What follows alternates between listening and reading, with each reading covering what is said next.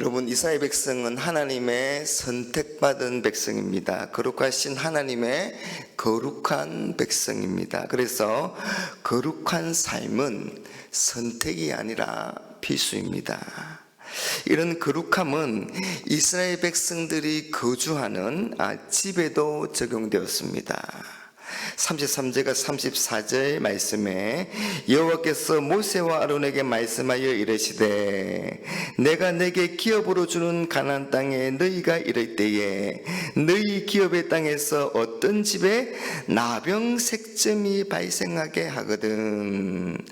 여러분, 오늘 말씀은 이스라엘 백성들이 약속의 땅인 가나안 땅에 들어가서 살 때에 집에 나병색점, 곧 곰팡이가 발생했을 경우에 관한 그런 정결 규례입니다.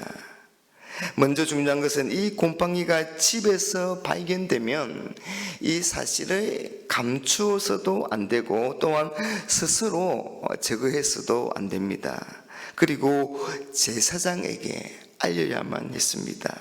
그러면 제사장은 그 집을 검사하게 되는데, 제사장은 그 집에 가서 곰팡이를 확인하고 7일 동안 그 집을 폐쇄한 후에 사람이 출입하지 못하도록 그렇게 했습니다. 그리고 여러 가지 가정과 절차에 따라서 이 집을 정결하게 만들었습니다. 여러분, 이것은 사람뿐만이 아니라 이 사람이 사는 환경도 참 중요하다는 것을 우리에게 보여줍니다. 우리가 사는 환경 자체도 정결해야 하는 것입니다. 왜냐하면 사람은 환경을 떠나서는 살 수가 없고 또 환경에 많은 영향력을 받고 있기 때문입니다. 우리가 누구를 만나서 교제를 하느냐, 또 어디를 가고 어떤 곳에서 주로 시간을 보내느냐, 우리의 삶의 모습이 많이 달라집니다. 그러니 정결한 삶을 위해서는 우리가 어떤 환경을 만드느냐도 참 중요하다고 볼 수 있는 겁니다. 그래서 시편 1편에서 복 있는 사람은 악인의 꾀를 따르지 아니한다, 죄인의 길에 서지 아니한다, 오만한 자의 자리에 앉지 아니한다, 그렇게 말씀하고 있지 않습니까? 여러분, 우리는 부정한 곳에 머물지 말아야 하며 또한 부정한 환경을 정결하게 만드는데 관심을 가져야 하는 것입니다. 즉, 거룩함에 대해서 우리는 거룩함에 늘 민감해야 하는 것입니다. 그래서 제사장이 집을 살펴보아서 부정하다고 판단되면 이 색점이 있는 돌을 빼내어서 성밖 부정한 곳에 버렸습니다. 그리고 그 집 사방을 긁게 하여서 그 긁은 흙도 버리게 했습니다.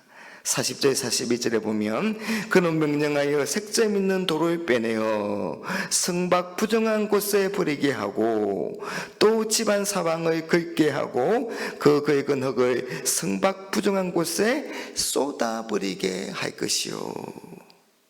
여러분, 부정한 것을 정결하게 하는 가장 기본적인 방법은 이 부정의 권한을 없애는 겁니다. 그래서 부정한 돌을 빼내고 또 그 흙을 긁어서 버리는 것입니다. 여러분, 우리가 부정한 것을 그대로 방치하다가는 더 큰 화를 당하게 됩니다. 그러니 그럴 때는 여러분, 우리가 미련 없이 버려야 하는 겁니다. 그렇게 하는 것이 비록 아쉽기도 하고 또 아프다 하더라도 우리가 정말로 살기 위해서는 어쩔 수가 없는 겁니다. 마치 아프지만 이 썩은 살을 완전히 도려내는 것처럼 말입니다. 이 약성 곰팡이로 인해서 여러분 오늘 집까지 헐라 그렇게 말씀하셨는데, 여러분 한번 생각해 보십시오. 여러분, 우리는 소유에 대해서 강한 애착들이 다 있지 않습니까? 특히 자기 집을 그렇게 기쁘게 부술 사람이 어디에 있겠습니까?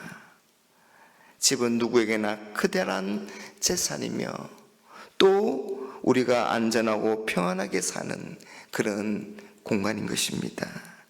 그런데 그런 재산에 손해가 가더라도 정말 자신을 위해서는 그것을 헐어야 할 때도 있는 겁니다. 왜냐하면 하나님의 백성인 우리가 정결함과 바꿔도 좋을 정도로 가치가 있는 것은 이 세상에 아무것도 없기 때문입니다. 아무리 귀하고 중요해도 우리의 정결함에 방해가 된다면 가감하게 버려야 하는 겁니다. 여러분, 바울은 우리에게 악의 모양이라도 버려라 그렇게 말하면서 그것을 누룩에 비유해서 설명하고 있습니다. 적은 누룩이 온 덩어리에 퍼지는 것을 알지 못하느냐. 너희는 누룩 없는 자인데 새 덩어리가 되기 위하여 묵은 누룩을 내버리라. 여러분, 누룩은 참 적은 것이지만 그것이 몇 배나 되는 그런 큰 반죽을 부풀게 하지 않습니까? 아무리 작은 죄라도 그것이 결국 커져서 그 죄의 삭시 사망인 것처럼 여러분, 악과 죄는 우리의 삶을 조금씩 부식시키고 종국에는 멸망에 이르게 하는 것입니다. 그러니 여러분, 우리가 정결하고 거룩한 삶을 살기 위해서는 지극히 작은 죄라도 결코 타협해서는 안 되는 것입니다. 부정과 거룩은 결코 양립할 수가 없는 것이지요. 여러분, 우리의 좋지 못한 마음이 있다면, 반복되는 우리의 그런 악한 습관이나 말과 행동이 있다면 가감하게 잘라내고 버려야 하는 것입니다. 그렇게 결단을 해야 하는 겁니다. 여러분, 이렇게 곰팡이가 생긴 부분의 돌과 흙을 버리고 난 그 다음에 또 해야 하는 일이 있습니다. 그것은 새로운 돌과 흙으로 채우는 일입니다. 여러분, 42절을 한번 보십시오. 그들은 다른 돌로 그 돌을 대신하며 다른 흙으로 집에 발을 지니라. 여러분, 이건 부정한 돌과 흙을 빼내고 난 다음에 다른 돌과 흙으로 그 부위를 채워야 한다는 것을 우리에게 말해주고 있는 겁니다. 여러분, 그렇습니다. 부정하고 더러운 것을 제거하고 없애버린 다음에는 그 자리를 비워두어서는 안 되는 겁니다. 좋은 것으로, 깨끗한 것으로 다시 채워야 하는 겁니다. 그게 부정하고 더러운 것이 다시 생기지 않도록 하는 그런 비결인 것입니다. 여러분, 우리가 회개하고 깨끗해졌다는 것만으로 우리는 만족해서는 안 됩니다.